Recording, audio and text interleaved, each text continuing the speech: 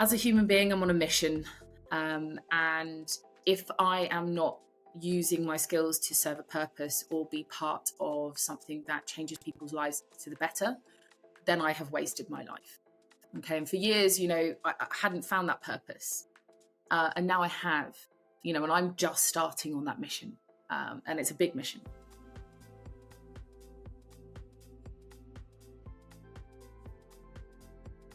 Neurodivergence can be a superpower if supported appropriately. In fact, 40 to 50% of founders are neurodivergent, indicating its potential for creativity and innovation. However, many are still held back by the challenges of struggling to manage their neurodivergence in the most optimal way. Steph Hamill is solving this problem as the co-founder of Divergence Supplements. Their lead product, Gamma Focus, is the first natural superblend specifically formulated to support the needs of divergent minds. Steph began her career in marketing, business development, and innovation. She now exclusively applies this expertise to making a social impact, such as in her role as Senior Entrepreneur in Residence and MBA faculty for Oneday, an EdTech accelerator that supports entrepreneurs in launching and scaling their businesses. She has personally mentored over 250 founders. Steph was also the first investor for Metal, the first mental fitness toolkit for men, which featured on MindTech as our very first episode. In this episode, we discuss Steph's personal experience of being treated for neurodivergence, which gave her the insight to create a thriving business in this space, redefining neurodivergence and unleashing its advantages, and facilitating community with conversational AI. Let's dive in. Steph, it's wonderful having you here and learning all the ways that you're applying your skills that you've developed over your wonderful career, from strategic innovation to human-centered design, and turning that focus from making a financial impact to making more of a social impact. I'm sure that's been very fulfilling, and I can't wait to hear all about the ways that you've done this and continue to do this, particularly in meeting the needs of the neurodivergent community and enabling neurodivergence to flourish. So, welcome. It's an honor to have you on the podcast. Annie, that's so kind. Thank you very much.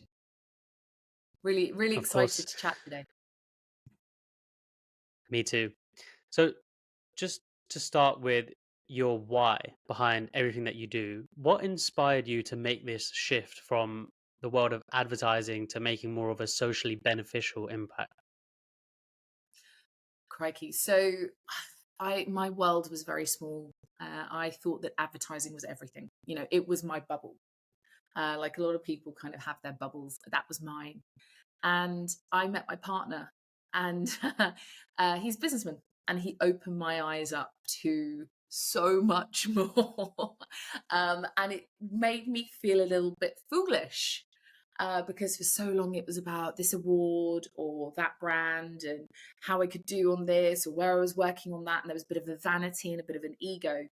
Um, and just picking up by osmosis, being around him and how he approached business and what he did, it opened me up to other opportunities. And then I started seeing flaws in what I was doing, and I questioned it. I started questioning, why am I using all of these amazing skills that I've learned in advertising, but why aren't I applying them to good?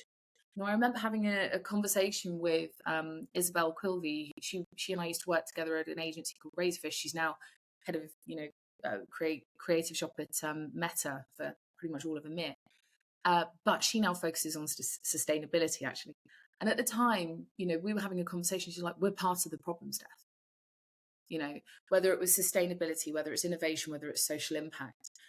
And I had a real epiphany. I was like, why aren't I using my skills for good? And I can use all of these amazing skills I've learned in advertising, understanding human behavior, understanding how to speak with people and communicate with people, how to, get people to communicate more effectively, and understand products, understand processes, etc. Why can't I apply that to social impact and things that actually matter? So again, slight naivety, I got into management consulting. I was like, right, working with the government, working at a high level, worked on things like the MOD, etc. And I got to work with some of the most amazing technical AI minds that you could ever imagine. And I was so lucky. But I cultivated those people that I worked with, Patrick Gormley, Michelle France, and Mel Christopher, and I love those guys. They saw something in me that allowed me to become and cultivate a translator role between tech and human. Okay. And that was the moment where I realized there was so many jobs to be done that I could help with. And I realized, oh my God, I'm a problem solver. I'm an innovator, but my job is to solve problems. And I've never looked back. Wonderful. So, talking about these problems, what do you think are some of the most unmet needs and unsolved problems in the realm of mental health and well-being? Oh, crikey. Where do we start? So accessibility is likely the first place, but also again, it depends where you are as well. There are a mixture of reasons, and I think we touched on this when we were chatting before. Everything's very siloed, particularly in health. Okay, you have different departments that work on different things. You have different people who are experts in their field, but they tend to stick to one lane.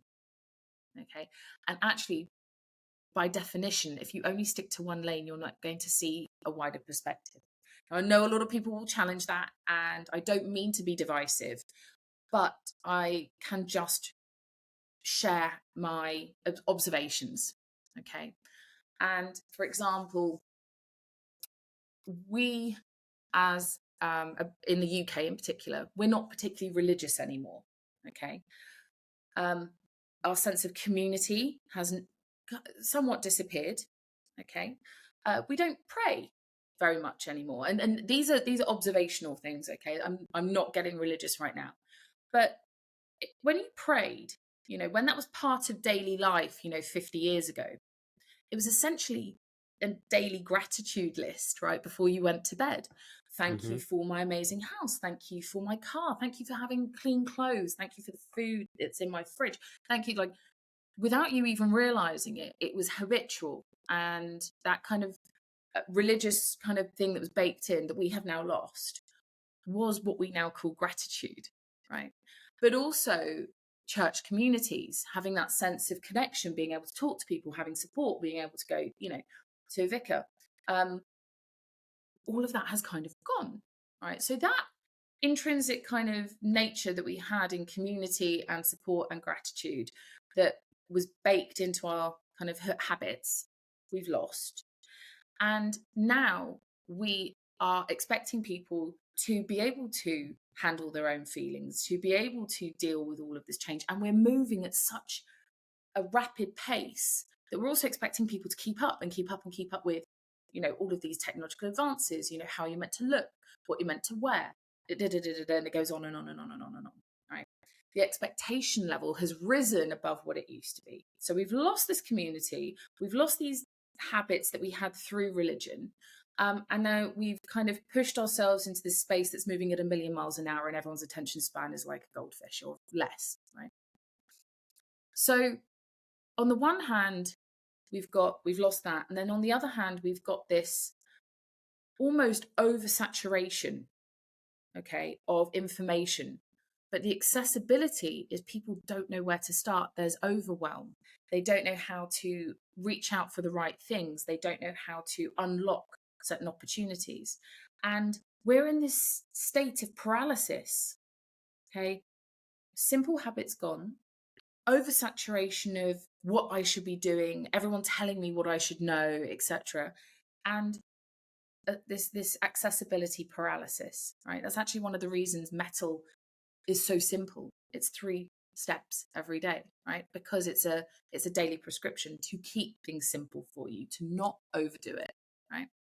So on the one hand, accessibility is diminished, okay, because it's not baked into our schools, it's not baked into our daily lives anymore. And on the other, we're oversaturated with information. We don't know where to start. So for me, human beings are stuck in this very awkward um, limbo of what to do and how to do it. Hmm. Yeah, I definitely agree, and it's fascinating to hear you relate it to widespread changes in society because it really does get to that level. And mental health is, our mindset, our perspective on who we are as a human race, right, and as a human species. So it's all relevant, and needing to adapt to those the ways that we evolve, whether that be our relationship with religion or our relationship with information and technology, finding Mm, ways to adapt so that we have our needs continually met. And if they're being, if one way of meeting our needs is kind of diminishing, then how can we better meet that need in a way that is more relevant in this modern day? Which definitely makes the topic of technology for the mind all the more relevant, right? And it's one of the reasons this podcast exists, to really explore how technology, this thing that, we're in the age of technology in human history, how can we make it work for us rather than against us? How can it be good for humans rather than bad for humans? And of course, you being one of the first investors, actually the first investor and the first team mm. member at Metal, the first mental fitness toolkit for men, which was covered in the very first episode of Mindtech, you were a real fire starter in taking on a hugely unmet need in mental health with technology. So, for you, in your perspective, what potential do you think technology has to change the way we manage our mental health? Oh, it's so funny you say that because that's what Neil calls me. He calls me the fire starter, or his fire starter. Um, yeah, so, so you know, I I I don't like average. Okay, there's nothing worse to me than average. As a human being, I'm on a mission, and if I am not using my skills to serve a purpose or be part of something that changes people's lives for the better, then I have wasted my life. Okay. And for years, I hadn't found that purpose. And now I have, and I'm just starting on that mission. And it's a big mission.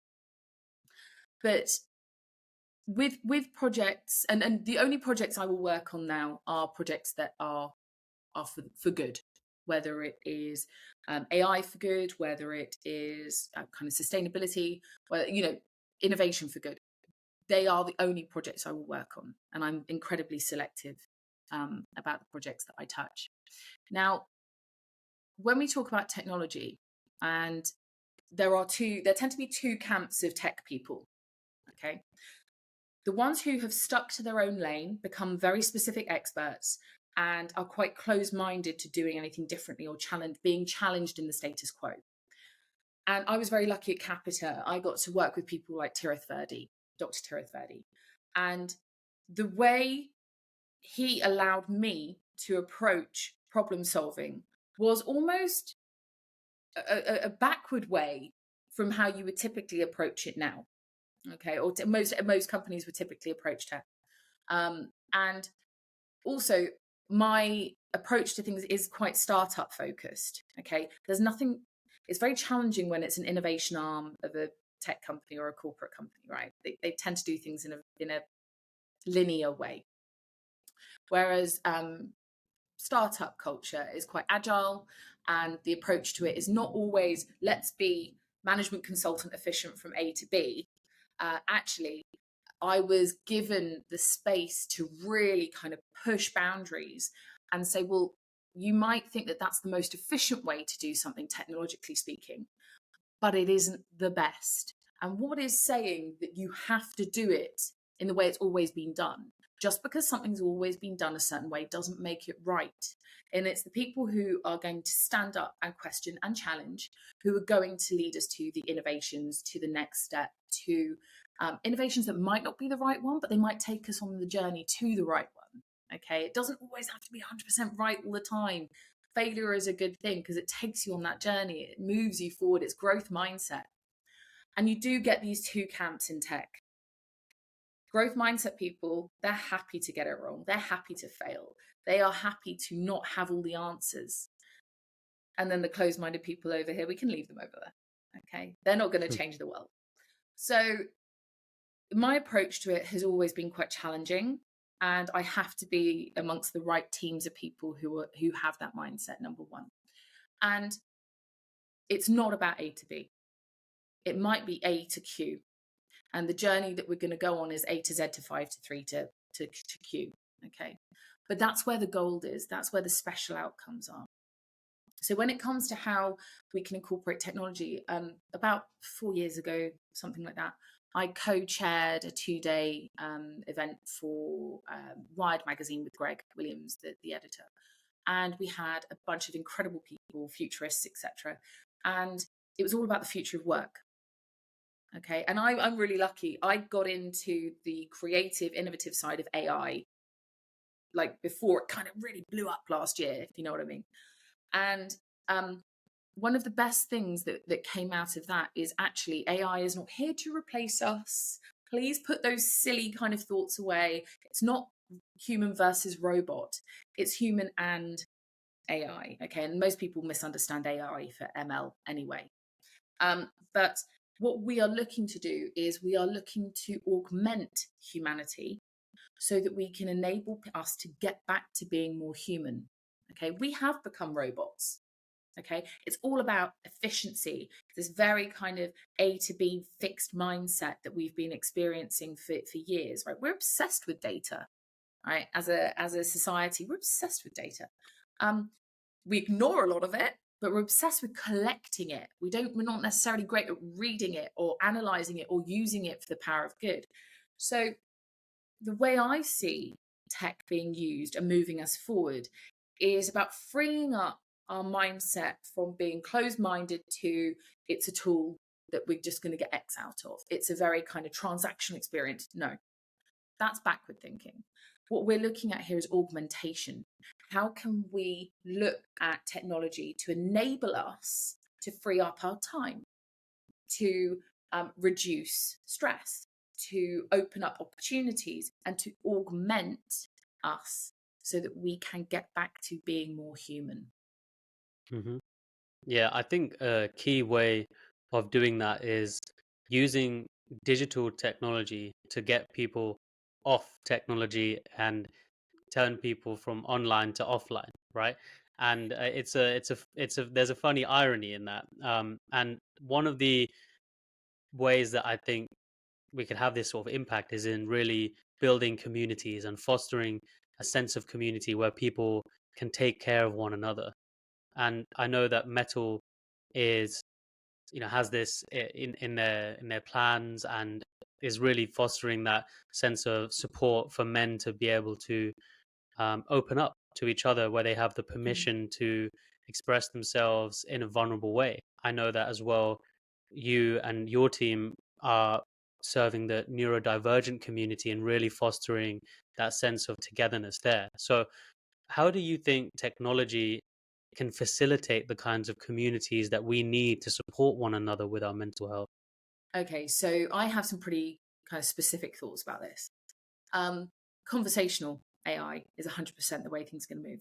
Okay, whether it is, well, actually, no, I feel really strongly about this. It's going to be verbal. It's going to be conversation led, where you can just talk.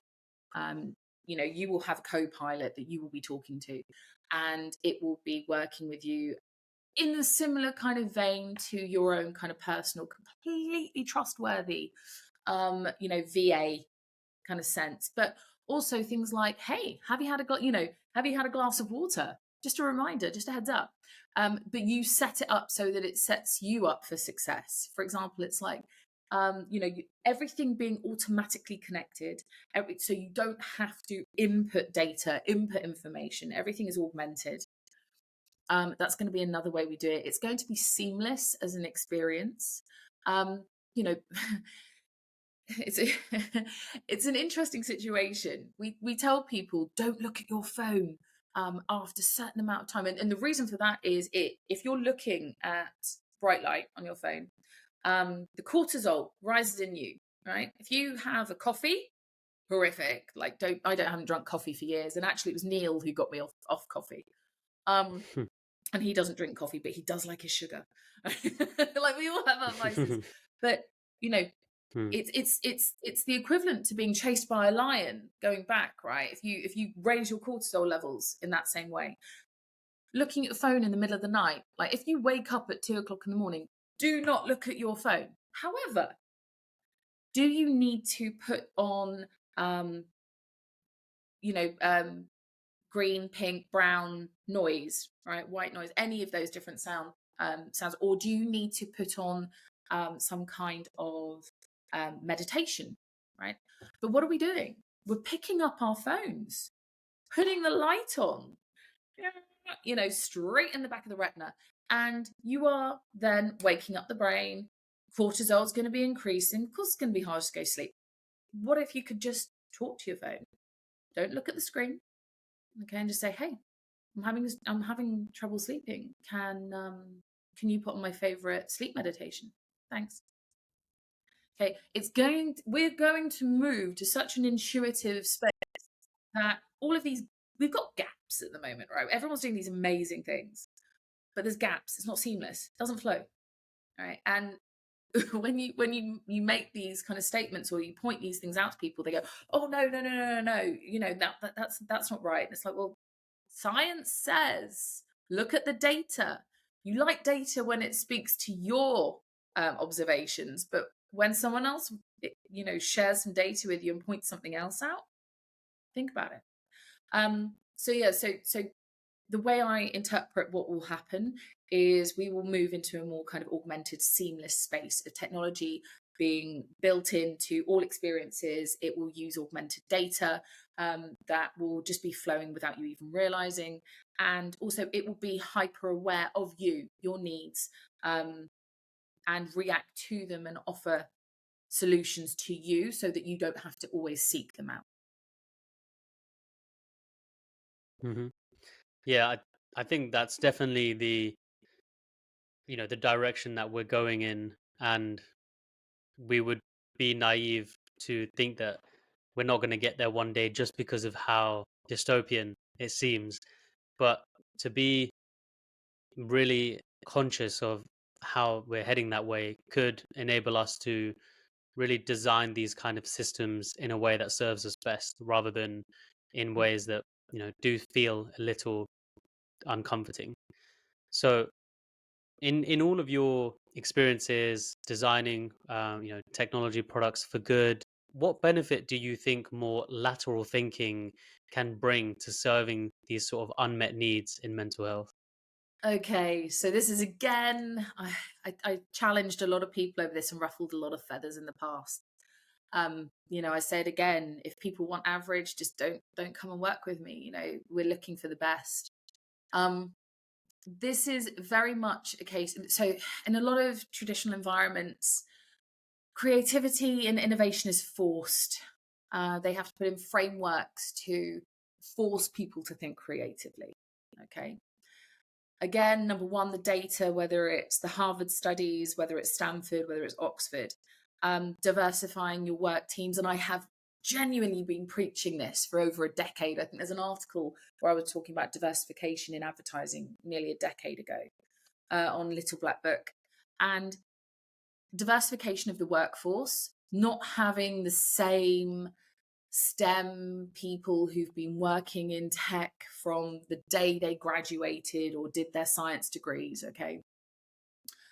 They're not the people you should have on the teams.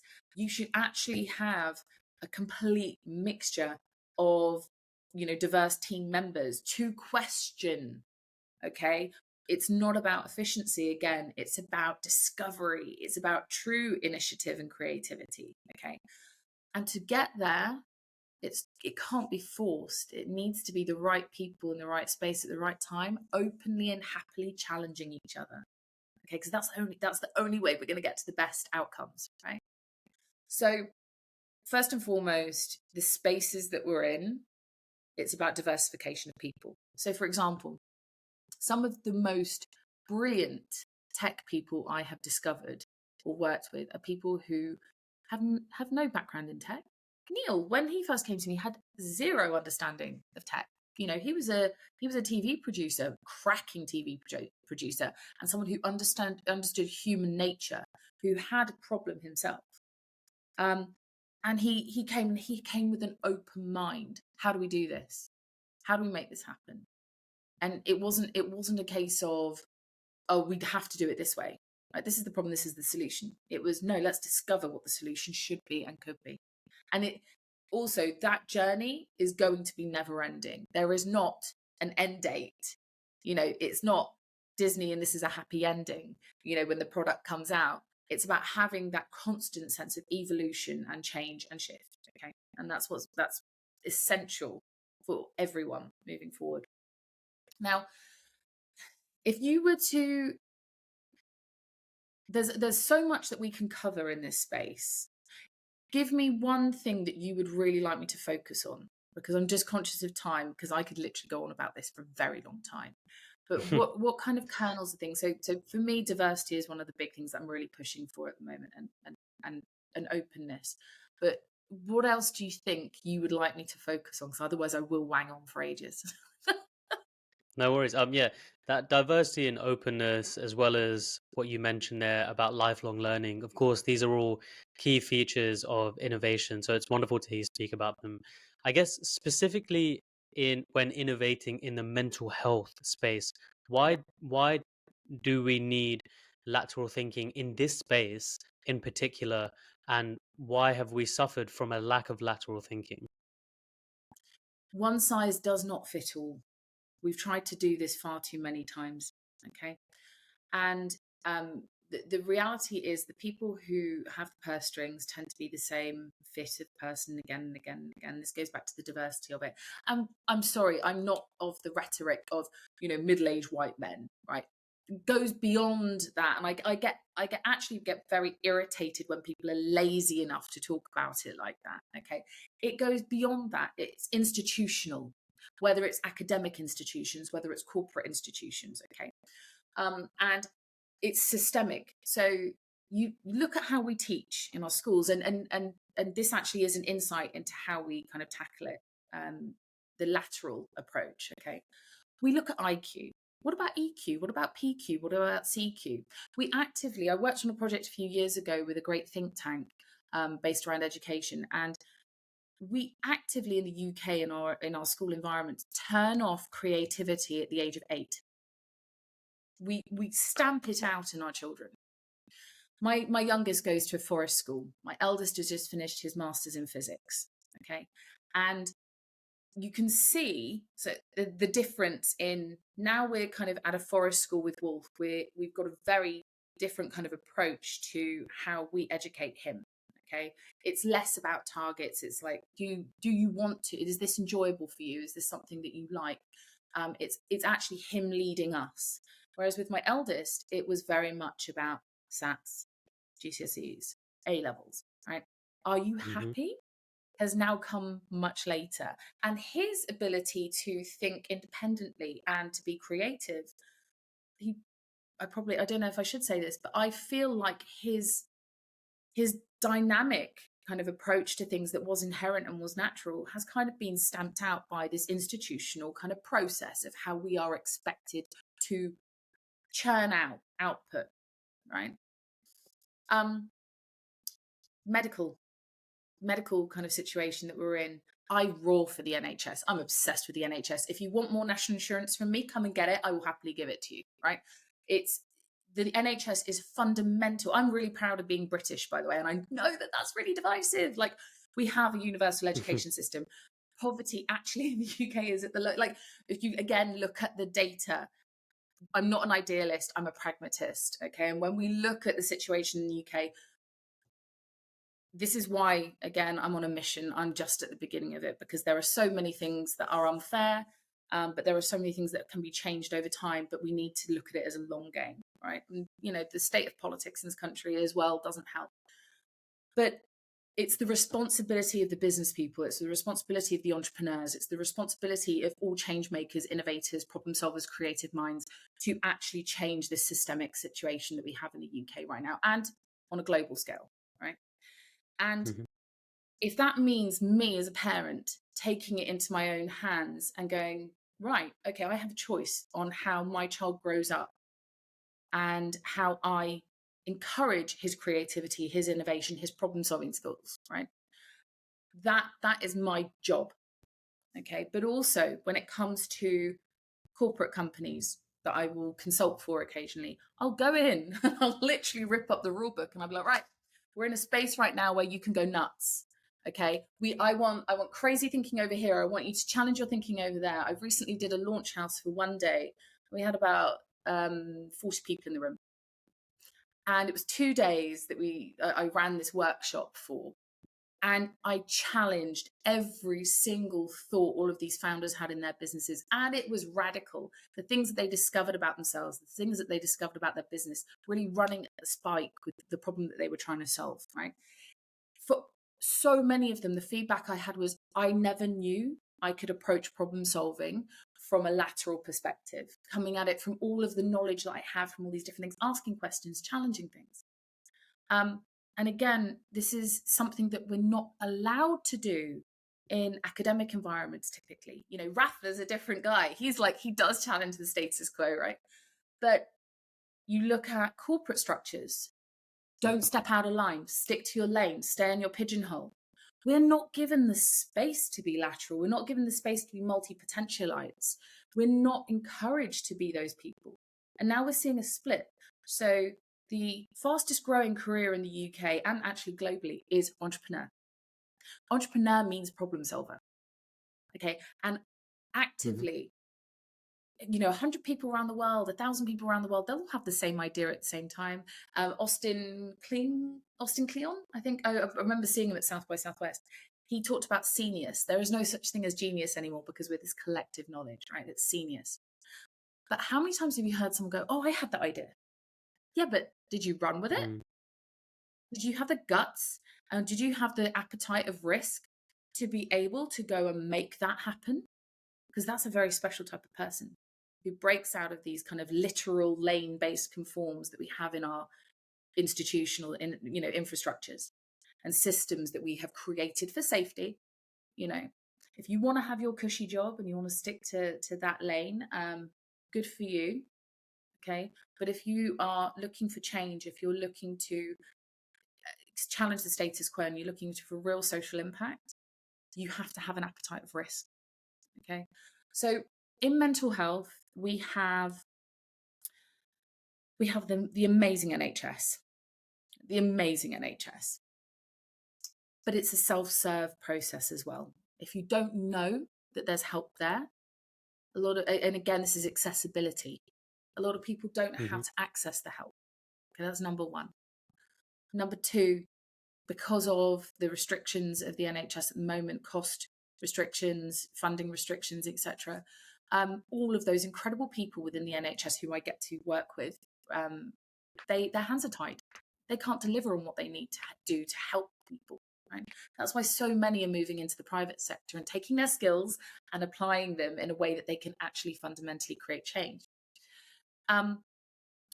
I'll touch on this. So even something as specific as neurodivergent diagnosis, right? In my case, hypermobility diagnosis as a kid, right? Number one, that's a comorbidity for being neurodivergent in a bizarre way. Oh, you've got some OCD traits, some BDD traits. Oh, I read an article. Oh my God, it's ADHD. Like that's what this is. And then later, elements of autism. And I'm looking at this going, okay, well, I'm fortunate enough to be able to go for a private diagnosis. And, they interviewed my parents, they interviewed my partner, they interviewed my best friend from growing up, they interviewed my sister. It was extensive, right? And I'm hearing these things on these BBC documentaries. It's like, well, that's not what my private diagnosis was like. But as an outsider, there is something that I have observed. And I drew it for you earlier, but it's this. We shouldn't be limited to one diagnosis of neurodivergence because there are so many comorbidities that are associated with being neurodivergent. And as I just said, my path, so common. I thought that was unique. And it's like, yeah, I'm meeting like 20 women who've had the same path, right?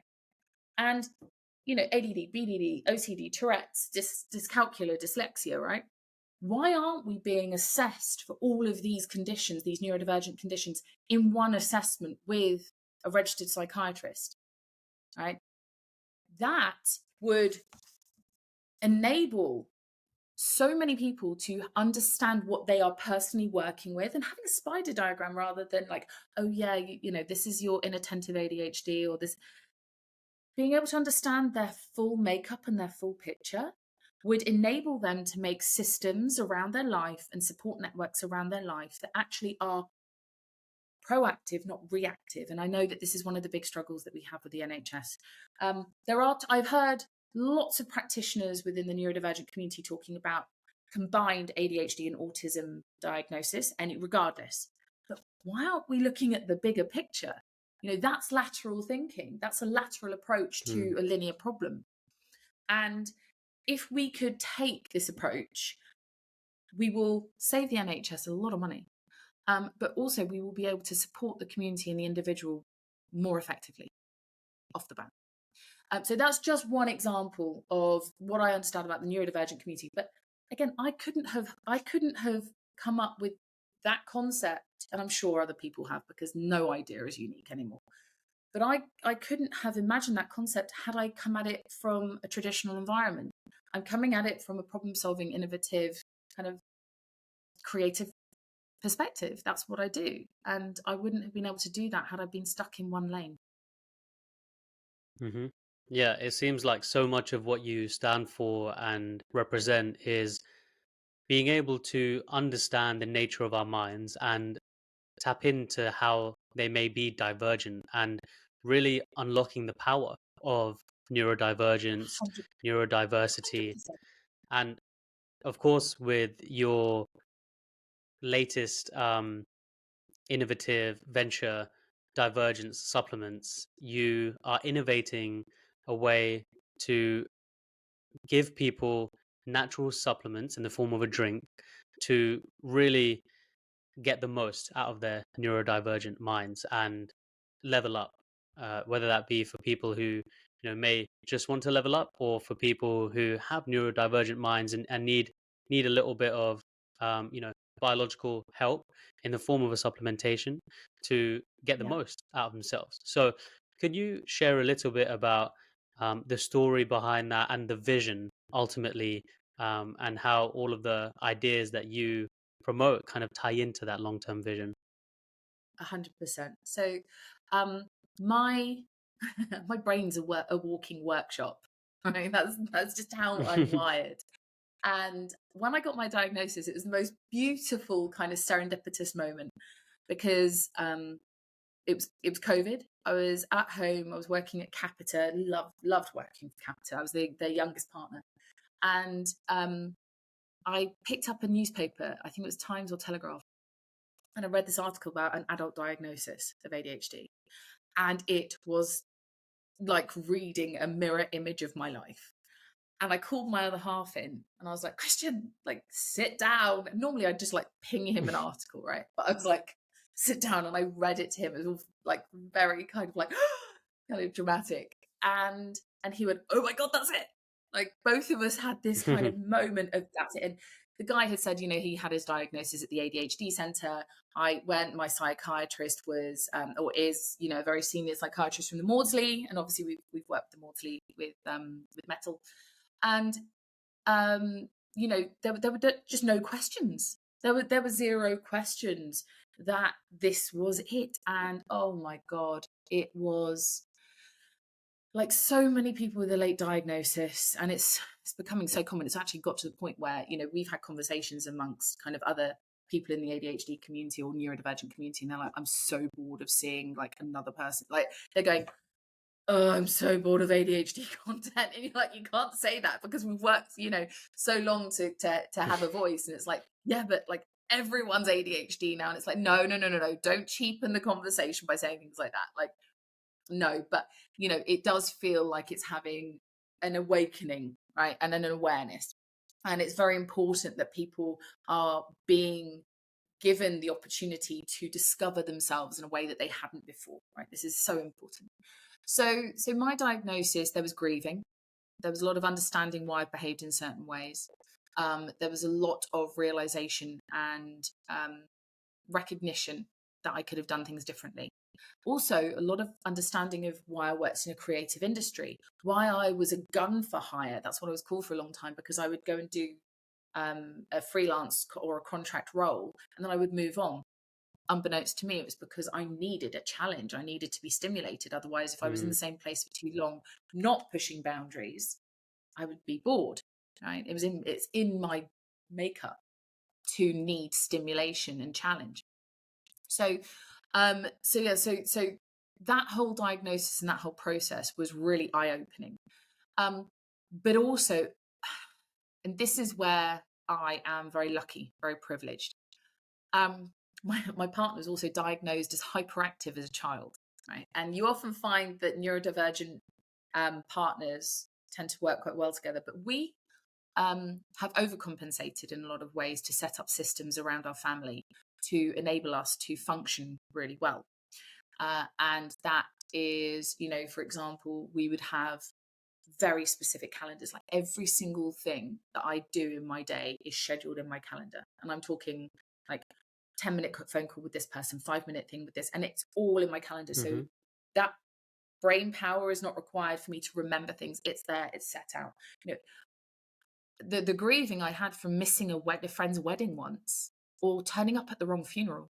Like these were literal things that happened in my life that I look on and I go, oh my God. And the shame that's associated with it is huge. But then me being me, I deep dived into it. Okay. And I was breastfeeding Wolf at the time, couldn't take Ritalin or Adderall.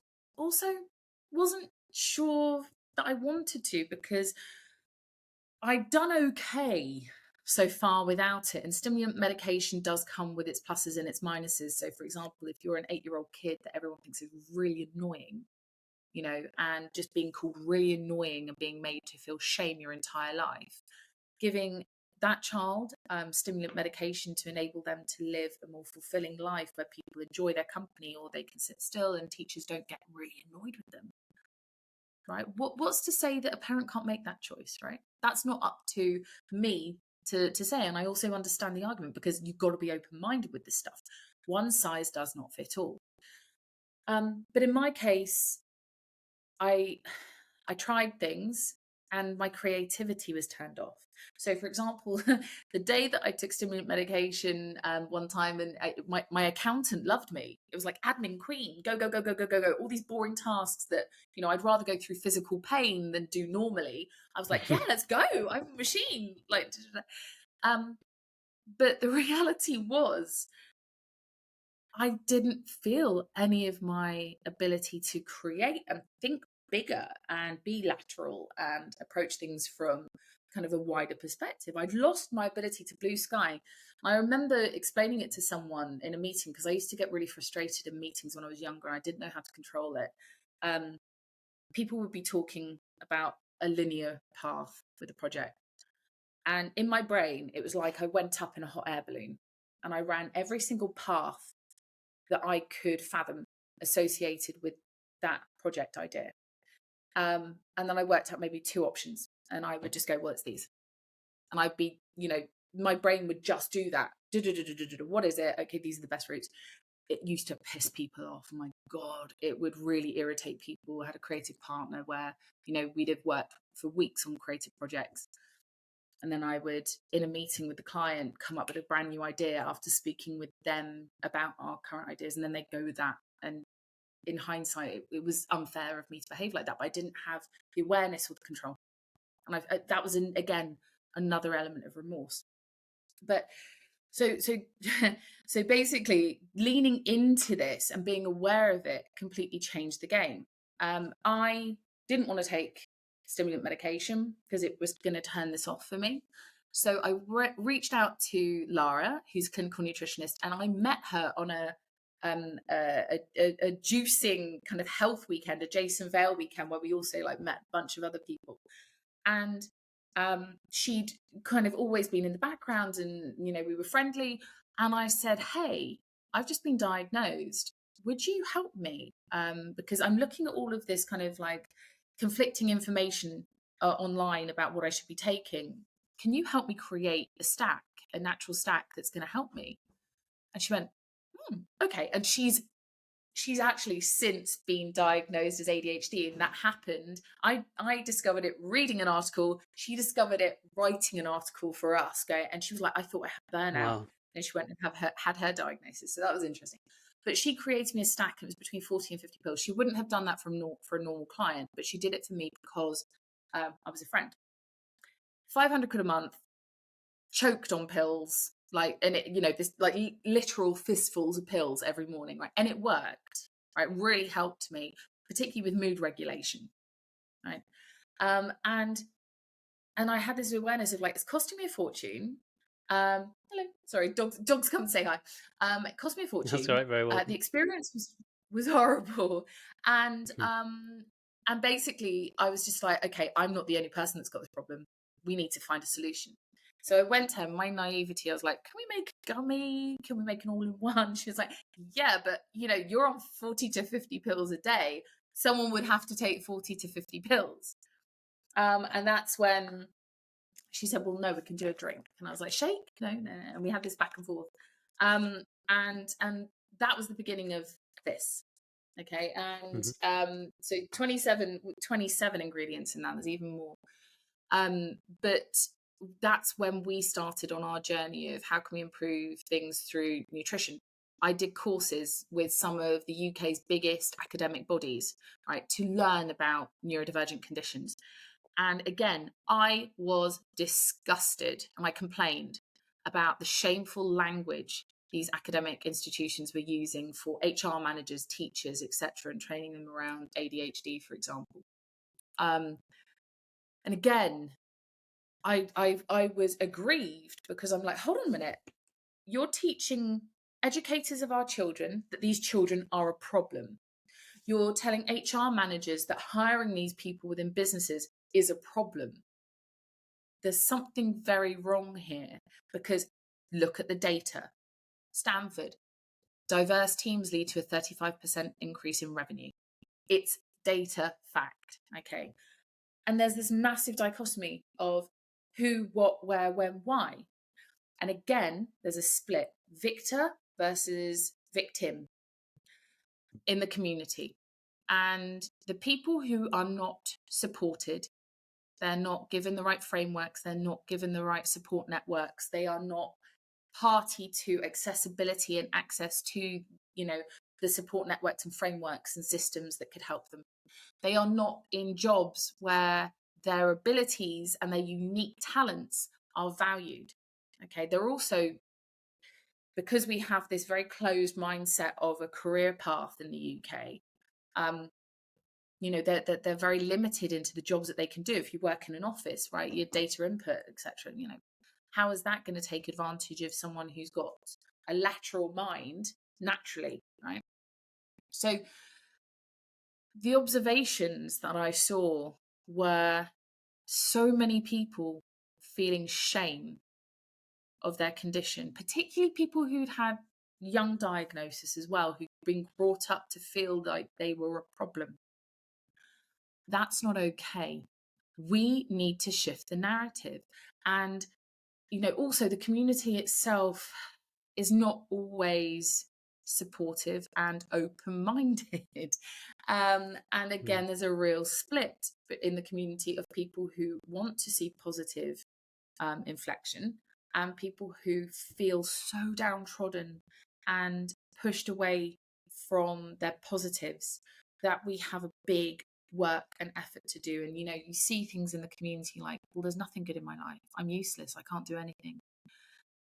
And I feel aggrieved and pained that I want to reach out to every single one of them, and I can't physically do that, because everyone needs to be told that they have brilliant abilities or skills that are outstanding, if they're given the right tools to access them. So my take on this space at the moment is it needs a radical reform. We need to shift our mindset, and that it's actually taken me to my book where I've discovered working with Oneday. I've mentored over 250 founders now and entrepreneurs, and I'm MBA faculty. 15 to 20% of the population is neurodivergent. I anticipate that will increase now that the awareness is increasing. But also, I think it's between 40 and 45% of entrepreneurs are neurodivergent. So I've been interviewing many entrepreneurs and founders to identify what are the similarities with them. And it's actually going into my book. And the research, I'm aiming for 500 founders that I interview personally. And the things that I keep coming back to are people breaking out of systemic, outdated institutional conforms and finding a new path for themselves that is challenging the status quo, and leaning into their unique talents, and having that slight kind of need for risk, or open-mindedness for kind of risk, and challenging things. So that's that kind of journey that has kind of led me to where I am now, with DS. And we see so many opportunities with this to help the community. The supplement is just the start. We have a sleep version coming out. These are at therapeutic doses. Okay, these are 27 ingredients, all peer-reviewed science. You can go to our website, look at the PMIDs. We've even got the links for them there. We're not gatekeeping any of this information, and that's just the start. Yeah, and it's all leading towards this collective neuro wellness space where people can be given the nutrition they need, the peer-to-peer support that they may need, the insight from things like books. Are there any other aspects to this space that you envision? So the first pillar, so we know that there are core pillars, and this again came from metal, right? Sleep, exercise, like digital downtime, but also nutrition, right? If you're going to eat crap food, you're going to feel crap. If you're going to have bad sleep, you're going to feel crap, right? These things are core pillars. You speak to most GPs, right? If someone goes into a GP's office, and we work with an amazing GP, and she's a GP trainer as well. And if someone says, I feel depressed, what are the first things a GP is going to ask? Are you getting good sleep? What are your eating habits like? Okay, what's your work schedule like? How are you seeing people? Are you hanging out with people? Okay, are you hanging out with friends? There's a list of questions, but on a really human level, not on a medical tip checklist level, but on are you taking care of these core pillars? And if they're not, and that goes for everyone, neurotypical, neurodivergent, etc. Right? That's every single member of society. It's every human. If those pillars are out of whack, you're going to be out of whack. But particularly with the neurodivergent community, or not just neurodivergent community, people who are seeking better for themselves, people who know that they are, they're just touching the surface of how they can be their best selves. Okay, metal, be better.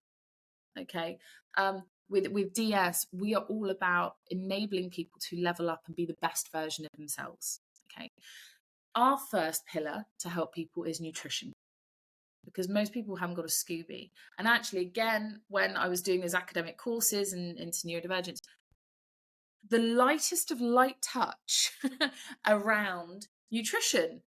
And I had a meeting with Dan Harris, who's the CEO of Neurodiversity in Business. And his son, Joshi, is nonverbal autistic.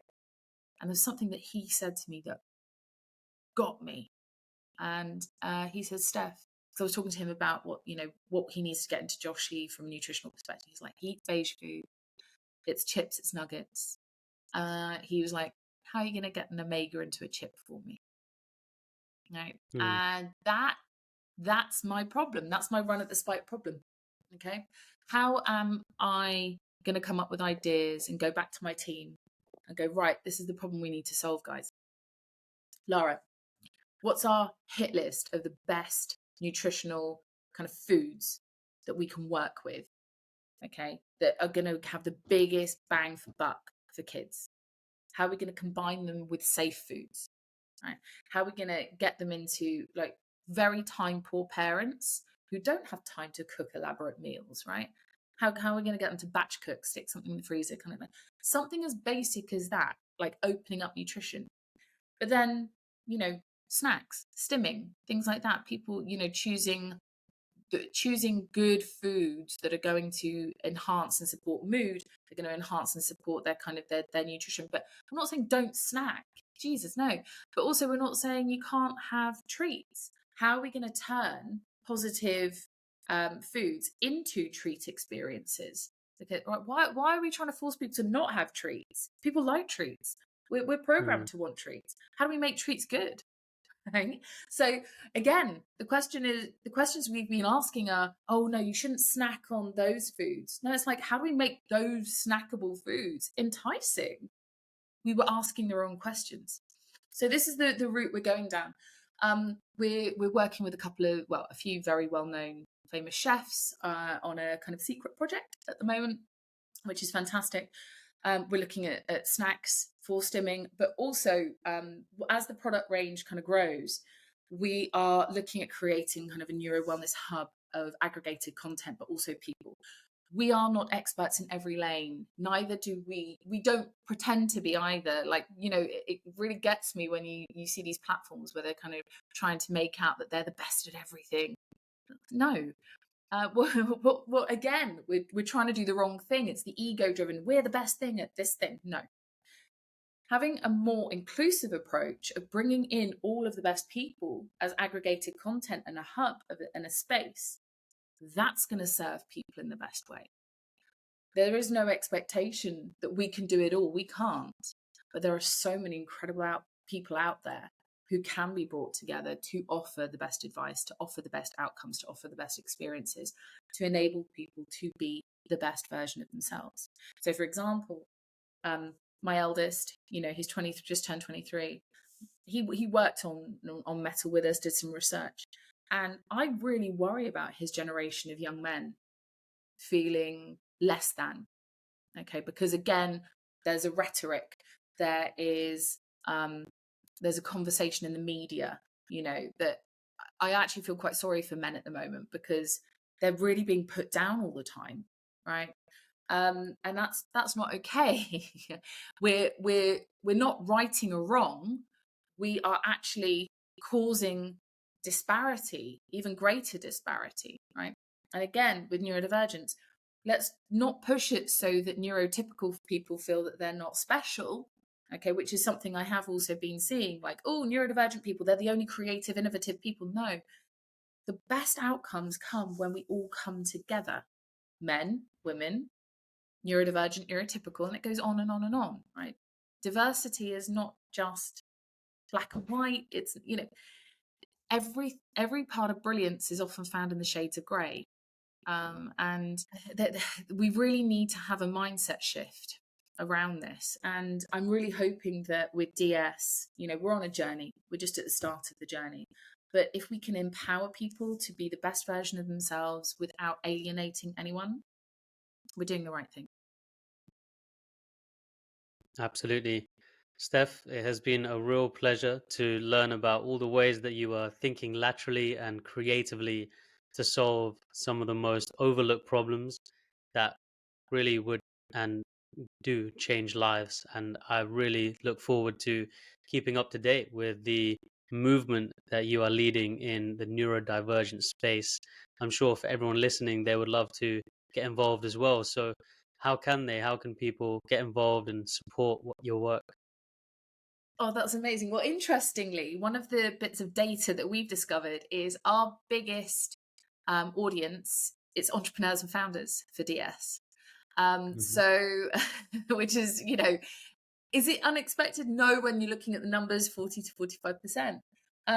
So I think the first thing would be support with the supplement. If you're looking for a supplement that's going to help you, and we're members of the HFMA. All of our packaging has been signed off. We're not making any overclaims. If you want help with your focus, energy, cognition, memory, well-being, antioxidants, mental performance, right? We make those claims because we can substantiate them.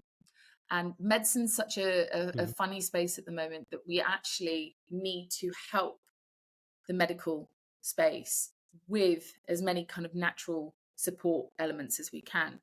But also, if Yeah. anyone wants to get involved, if you're an entrepreneur, neurodivergent entrepreneur, I would love to chat, because I'm looking for 500 people to interview for the book. And I want to discover, I want to kind of, that there's pattern recognition that's going to go into kind of discovery around neurodivergent entrepreneurs. And I want to distill and take some of the gold out of that. So please, if you want to get in touch, head to my website, so stephhamill.com, and there is a form to fill in. Also, please reach out to me on LinkedIn. So it's Steph Hamill, FRSA, on LinkedIn, and stay in touch and get in touch. And, if you're looking to level up your performance, Gamma Focus is it. Absolutely. Can't wait to try some myself, and keep in the loop of all the other ways that I can level up my game with the DS movement. So, Steph, thank you so much. It's been wonderful. Manu, thank you for having me, and thanks for letting me kind of stand on my soapbox. Cheers. Just like Divergent Supplements, every startup that has featured on MindTech is solving a mental health problem with an innovative solution. You can click on the link in the description to access the MindTech Matrix, a visual map of the mental health problems these startups are addressing on one axis and the solutions they are building on the other axis. You may be interested to see where Divergent Supplements appears on the map. You'll also be updated whenever there's a new episode and get early access to testing out some of the products discussed on the podcast. Everything you need is in the description. Until next time, goodbye.